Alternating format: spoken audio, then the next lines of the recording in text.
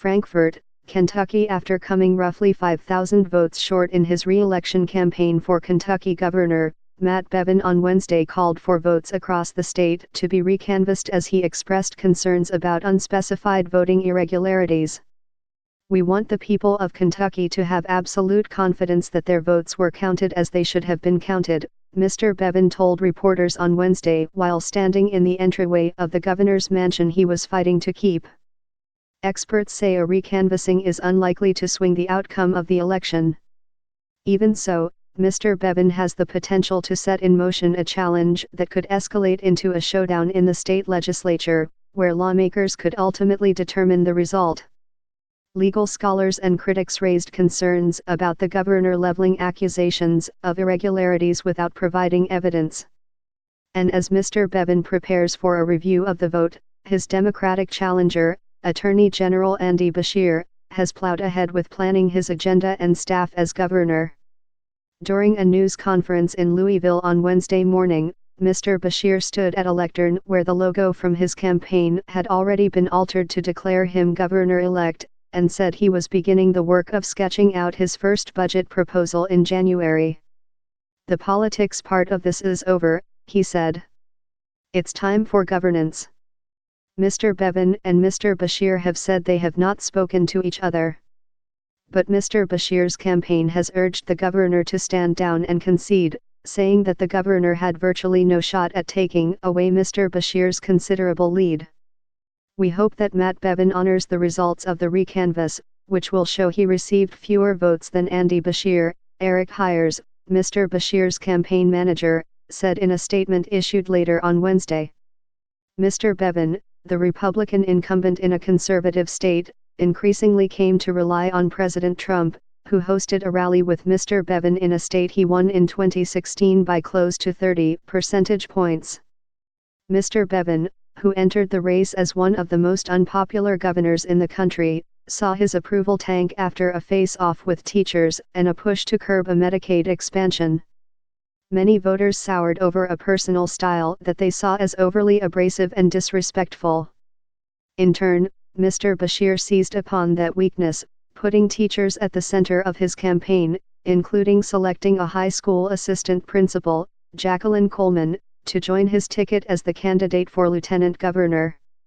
The election had an unusually high turnout of 42%, with more than 1.4 million ballots cast, significantly above that of recent governors' races. Mr. Beshear found success in cities and in suburbs and in some rural areas as well. He ran up big margins in Lexington and Louisville, won a few historically Democratic turned pro-Trump counties in coal country, picked off suburbs south of Cincinnati that had gone for Mr. Trump, and kept his losing margins largely manageable in conservative rural counties. And while Mr. Bevin won nearly 200,000 more votes than he had in 2015, it was not enough. Mr. Bevin lagged behind the benchmarks he needed to hit in counties across the state. On Tuesday night, Mr. Beshear claimed victory, but Mr. Bevin resisted conceding and instead began sounding alarms over electoral shortcomings. In his news conference on Wednesday, Mr. Bevin said there really are a number of significant irregularities, but he did not explain, saying his campaign was gathering information. Foundation, a technology-focused nonprofit founded by Prince Mohammed. MISC is led by Bader al-Asaker, whose title is Secretary General. A person familiar with the case said Mr. al-Asaker is the foreign official who reached out to the Twitter employees.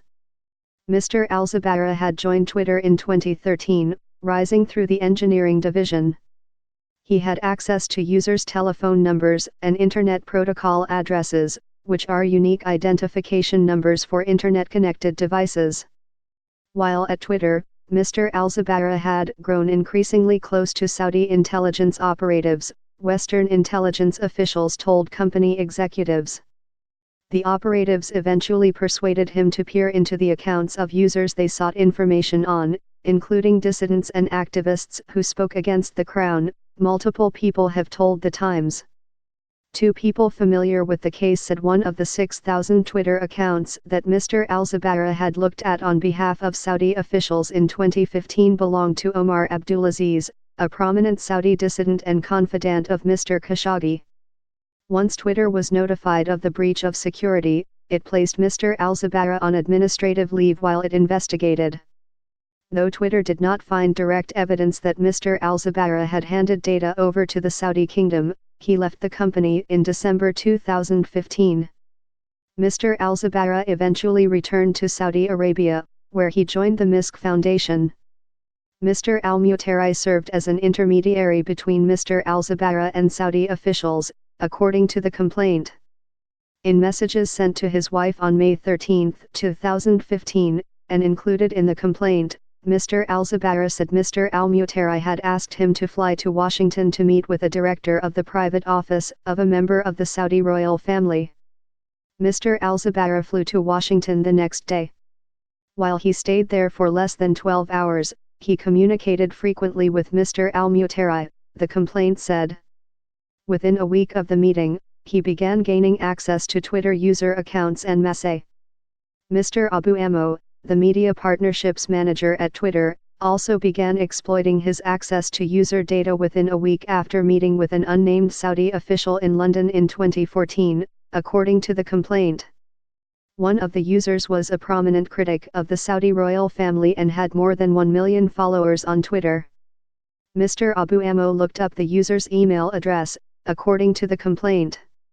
He later got the email addresses and phone numbers of other Saudi critics, the complaint said. The Saudi government compensated Mr. Abu Ammo for his work in a series of wire transfers to him and a member of his family, the complaint said. Mr. Abu Ammo created a limited liability company to receive at least $300,000 from the Saudi government. Mr. Abu Ammo quit his job at Twitter in May 2015 but continued to pass on requests to his former colleagues at the behest of the Saudi official, according to the complaint.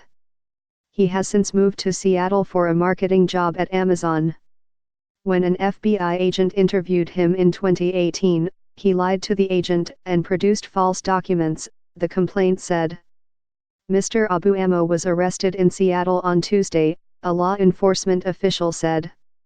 Saudi Arabia is one of Twitter's 5 most active markets. In the first 6 months of 2015, when Mr. al-Zabara is accused of starting to use his access to account information, Twitter received 93 emergency requests for user data from Saudi Arabia, according to a company transparency report. In Twitter's most recent transparency report, covering the first half of 2019, it did not disclose any information requests from Saudi Arabia. The Saudi operation to track its critics has only escalated in recent years. In June 2018, Saudi officials hacked into Mr. Abdulaziz's phone using spyware the Saudi government had bought from NSO Group, an Israeli firm, according to researchers at Citizen Lab, a security research lab at the University of Toronto. Mr. Abdulaziz has sued NSO Group and also sued Twitter 2 weeks ago, alleging the company failed to inform him that its employee had hacked his account. The Saudi regime is trying to silence any voices for freedom or reform, said Ola Mahajana, a human rights lawyer representing Mr. Abdulaziz in his case against NSO Group. Kate Conger, Mike Isaac and Nicole Perlroth reported from San Francisco, and Katie Benner from Washington.